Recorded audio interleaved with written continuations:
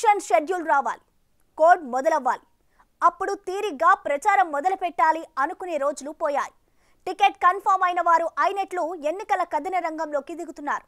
అప్పుడే పోలింగ్ తేదీ దగ్గరికి వచ్చేసిందా అన్నట్లుగా ప్రచారాలు చేస్తున్నారు వైసీపీ టీడీపీ అభ్యర్థులు. ఇక పార్టీ అధినేతలు కూడా వరుస బహిరంగ సభలతో ఎక్కడా తగ్గకుండా స్పీడ్ పెంచేశారు.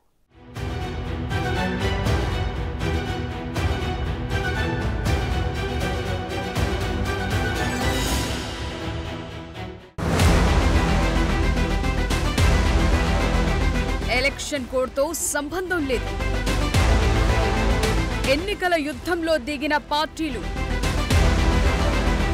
షెడ్యూల్కు ముందే సుడిగాలి ప్రచారాలు, పోటాపోటీగా భారీ బహిరంగ సభలు, ప్రత్యర్థిపై ఆధిపత్యానికి వ్యూహాలు.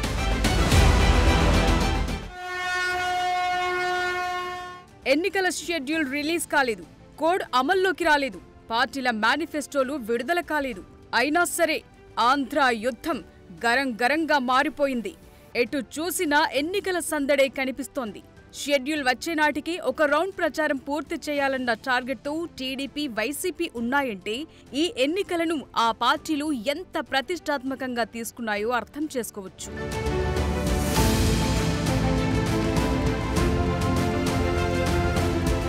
పార్లమెంట్ సహా ఏపీ ఎన్నికల షెడ్యూల్ మార్చి 2వ వారంలో రిలీజ్ అయ్యే అవకాశాలు కనిపిస్తున్నాయి. అంటే మార్చి 14 వరకు షెడ్యూల్ వచ్చే ఛాన్స్ ఉంది. 5 ఏళ్ల క్రితం ఏప్రిల్ 3వ వారంలో ఏపీలో ఎన్నికలు జరిగాయి. ఇప్పుడు కూడా దాదాపు అదే ఏప్రిల్ 3rd వీక్లో పోలింగ్ ఉండే అవకాశాలు కనిపిస్తున్నాయి. ఈ లెక్కన ఏపీ పోలింగ్ ఉన్న సమయం 50 రోజులే. అంటే సమయం చాలా తక్కువగా ఉందని వైసీపీ, టీడీపీ, జనసేన అనుకుంటున్నాయి. అందుకే ప్రచారాన్ని హోరెత్తిస్తున్నాయి. ఇప్పటికే వైసీపీ సిద్ధం పేరుతో, టీడీపీ, జనసేన జెండా పేరుతో క్యాంపెయినింగ్లో ఎక్కడా జన సమీకరణలో లెక్క తగ్గకుండా చూసుకుంటున్నాయి.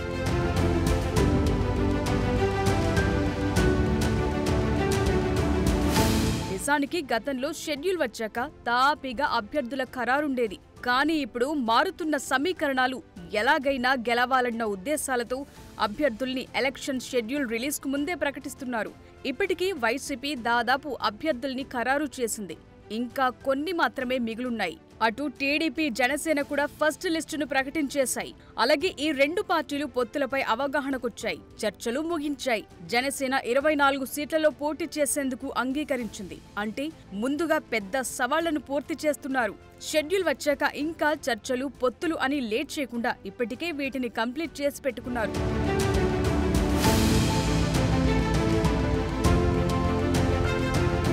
ఎన్నికలతో సంబంధం లేకుండా అందరికంటే ముందే ప్రచారం మొదలుపెట్టిన జనసేన అధినేత పవన్ కళ్యాణ్ వారాహి యాత్రతో జనంలోకి వెళ్లారు. కొంతకాలం జోరుగానే యాత్ర చేసిన ఆ తరువాత వాహనాన్ని పక్కన పెట్టేశారు. సార్వత్రిక ఎన్నికల్లో జనసేన తరపున ప్రచారం నిర్వహించడానికి ప్రచార రథాలను ఆ పార్టీ ప్రధాన కార్యదర్శి నాగబాబు ఇటీవలే మంగళగిరిలో ప్రారంభించారు. ఎన్ఆర్ఐ కొట్టి ఉదయ్ భాస్కర్ 25 వాహనాలను సమకూర్చారు. అటు అభ్యర్థిత్వం ఖరారైన కొన్ని చోట్ల టీడీపీ, జనసేన అభ్యర్థులు ప్రచారాన్ని స్పీడప్ చేశారు. బస్సుల్లో వెళ్లి మహిళలకు ఉచిత ప్రయాణం హామీని గుర్తు చేస్తూ ఓట్లడుగుతున్నారు.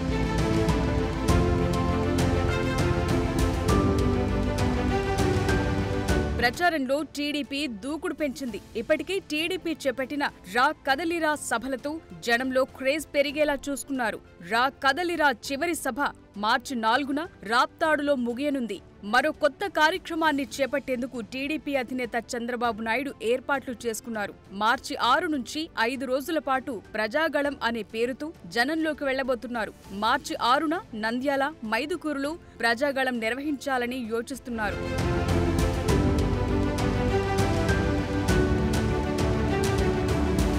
వీటితో పాటే టీడీపీ, జనసేన ఉమ్మడి బహిరంగ సభలను కంటిన్యూ చేయనున్నారు. ఇప్పటికే తాడేపల్లిగూడెంలో తొలి సభ తెలుగు జన జెండా ఘనంగా నిర్వహించారు.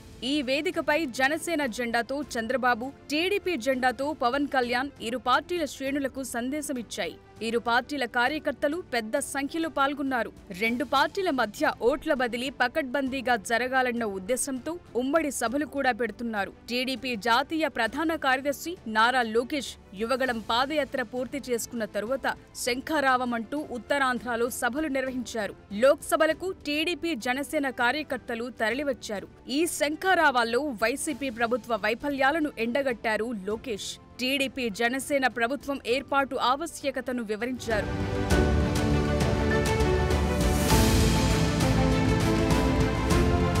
ప్రచారంలో భాగంగా టీడీపీ మొదట ఉత్తరాంధ్రను టార్గెట్ చేసింది. ఓవైపు చంద్రబాబు, ఇంకోవైపు లోకేష్, మరోవైపు నిజం గెలవాలి పేరుతో నారా భువనేశ్వరి, ఇలా అందరూ ఉత్తరాంధ్ర చుట్టివచ్చారు. లోకేష్ శంఖారావం సభలు విశాఖపట్నం, విజయనగరం, శ్రీకాకుళం జిల్లాలో నిర్వహించారు. తాజాగా చంద్రబాబు నాయుడు రా కదలిరా సభ శ్రీకాకుళంలో జరిగింది.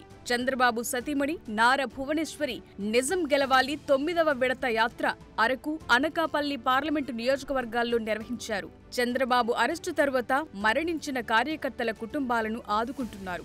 ఆయా కుటుంబాలకు ఆర్థిక సాయం అందిస్తున్నారు. ఇలా నారా ఫ్యామిలీ మొత్తం ప్రజల మధ్యే ఉంటోంది. రాష్ట్రం మొత్తంలో అన్ని నియోజకవర్గాలను ఎన్నికల షెడ్యూల్ వచ్చేలోపే ఓసారి పూర్తి చేయాలని టీడీపీ టార్గెట్ గా పెట్టుకుంది.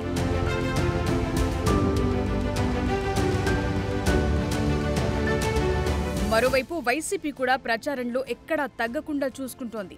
సిద్ధం పేరుతో సార్వత్రిక సమర శంఖారావాన్ని పూరించారు. భారీ బహిరంగ సభలు నిర్వహిస్తున్నారు. కుటుంబంలో మంచి జరిగితే తమ ప్రభుత్వం వల్ల లాభం అనుకుంటే మాత్రం వైసీపీకి ఓటు వేయాలని ప్రతి సభల్లో జగన్ కోరుతున్నారు. తాజాగా మేము సిద్ధం, మా పోలింగ్ బూత్ సిద్ధం అంటూ వైసీపీ ముఖ్య నేతలతో వ్యూహాత్మక సమావేశం ఇటీవలే పూర్తి చేశారు జగన్. ఇందులో పార్టీ ఎమ్మెల్యేలు, రీజనల్ కోఆర్డినేటర్లు, నియోజకవర్గం కోఆర్డినేటర్లు, జిల్లా, మండల పార్టీ అధ్యక్షులు, నియోజకవర్గ, మండల, సెక్రటేరియట్ స్థాయి కన్వీనర్లు హాజరయ్యారు. ప్రభుత్వ హయాంలో 87% కుటుంబాలకు సహాయం అందుతోందని జగన్ గుర్తు చేశారు. ఈ సంక్షేమం మరింతగా కొనసాగాలంటే ఓటర్ల దగ్గరికి వెళ్లి వివరించాల్సిందే అని చెప్పుకొచ్చారు. ఇన్నాళ్లు తాను చేయాల్సింది చేశానని, ఇప్పుడు బాధ్యతంతా నేతలు, క్యాడర్దే అని దిశానిర్దేశం చేశారు. తనకు ఇతర పార్టీల మాదిరిగా స్టార్ క్యాంపెయినర్లు లేరని, జనమే తన క్యాంపెయినర్లు అంటూ సీఎం జగన్ చెబుతూ వస్తున్నారు.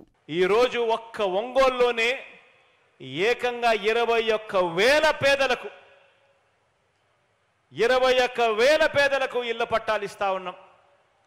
చంద్రబాబు నాయుడు గారు సృష్టించిన ఈ అడ్డంకులన్నీ కూడా దాటుకుంటూ ఇదే ఒంగోలు అర్బన్లోనే, ఇక్కడే ఇదే ప్రాంతంలోనే నిరుపేదల ఇళ్ల స్థలాల కోసం ఇదే ఎర్రజర్లలో, ఇదే ఎర్రజర్ల హిల్స్లో, ఇదే ప్రాంతంలో 866 ఎకరాల భూమిని 2020లోనే గుర్తించి 24,000 ప్లాట్లతో లేఅవుట్లు చేసి అభివృద్ధి చేసి అన్నీ సిద్ధం చేయడం జరిగింది. పేదలకు ఇళ్ల పంపిణీ చేయడానికి, ఇంటి స్థలాలు పంపిణీ చేయడానికి. 2019 ఎన్నికల్లో 151 సీట్లు గెలిచింది వైసీపీ. ఇప్పుడు టార్గెట్ 175 పెట్టుకున్నారు వైఎస్ జగన్.